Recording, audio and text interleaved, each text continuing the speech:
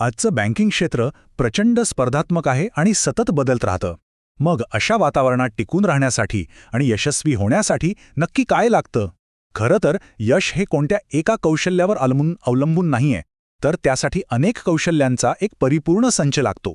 चला तर मग एका आधुनिक बँकरसाठी आवश्यक असलेल्या या टूलकिटबद्दल सविस्तरपणे जाणून घेऊया.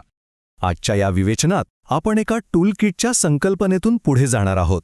आपण पाहणार आहोत की स्पर्धेत टिकून राहण्यासाठी कोणती साधनं गरजेची आहेत. आपण या कौशल्यांना 3 मुख्य भागांमध्ये विभागलेलं आहे: विश्लेषक, कनेक्टर आणि व्यावसायिक. आणि हो, शेवटी हे टूलकिट कसं तयार करायचं यावरही बोलू. बघा, आजच्या बँकिंगमध्ये यश मिळवणं म्हणजे फक्त एक गोष्ट चांगली येऊन भागत नाही. वेगवेगळ्या क्षमतांचा एक संच लागतो जो एकत्रितपणे काम करतो. म्हणूनच ही कौशल्य समजून घेणं आणि ती आपल्यात विकसित करणं करिअरच्या वाढीसाठी पूर्वीपेक्षा खूप जास्त महत्त्वाचं झालं आहे. चला तर आपल्या टूलकिटचा पहिला ट्रे उघडूया. हा ट्रे आहे विश्लेषकाचा. यात आपण त्या कौशल्यांवर लक्ष केंद्रित करणार आहोत जी प्रत्येक बँकिंग व्यावसायिकाकडे असायलाच हवी, कारण योग्य निर्णय घेण्याचा पायाच इथून सुरू होतो. तर या पहिल्या ट्रेमध्ये 3 मुख्य साधनं आहेत. पहिलं म्हणजे विश्लेषणात्मक क्षमता, जिथे क्लिष्ट डेटा समजून त्यातून जोखीम आणि संधी ओळखता येते. दुसरं आर्थिक साक्षरता, म्हणजे बाजाराची आणि नियमांची खोलवर समज असणं. आणि तिसरं तांत्रिक प्रावीण्य, म्हणजेच आवश्यक सॉफ्टवेअर आणि प्रोग्राम्स वापरता येणं. थोडक्यात माहितीला कृतीत आणण्याचं हे ज्ञान आहे. एक गोष्ट लक्षात घ्या, ही विश्लेषणात्मक कौशल्य म्हणजे केवळ आकडेमोड नाही. प्रत्येक डेटाच्या मागे एक कथा दडलेली असते. एक चांगला विश्लेषक ती कथा वाचू शकतो आणि त्या आधारे योग्य आणि माहितीपूर्ण निर्णय घेऊ शकतो.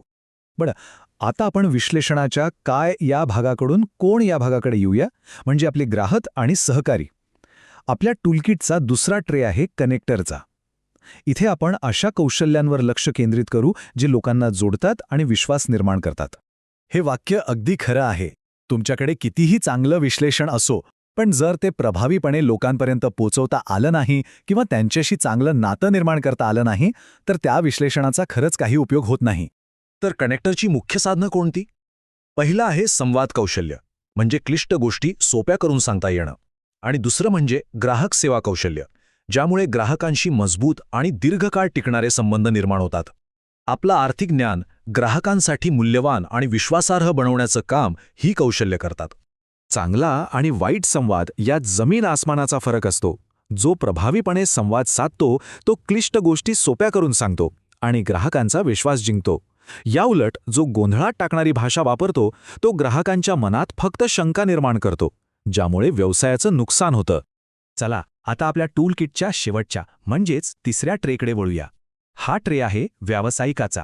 यात व्यावसायिक मानसिकता आणि सवयी येतात, ज्या दीर्घकाळ टिकणाऱ्या, नैतिक आणि बदल स्वीकारणाऱ्या यशाची हमी देतात. या व्यावसायिक मानसिकतेचे 5 मुख्य घटक आहेत. पहिला, समस्या सोडवण्याची क्षमता.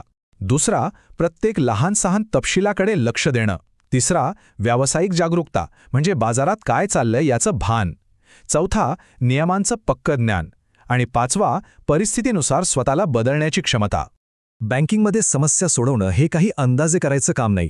ती एक ठरलेली प्रक्रिया आहे. सगळ्यात आधी मूळ समस्या काय आहे ते ओळखायचं, मग संबंधित डेटाचं विश्लेषण करायचं, त्यानंतर व्यावहारिक उपाय शोधायचे आणि शेवटी प्रभावी निर्णय घेऊन त्याची अंमलबजावणी करायची. ही चौकट कोणत्याही आव्हानाला सामोरं जाण्यासाठी मदत करते.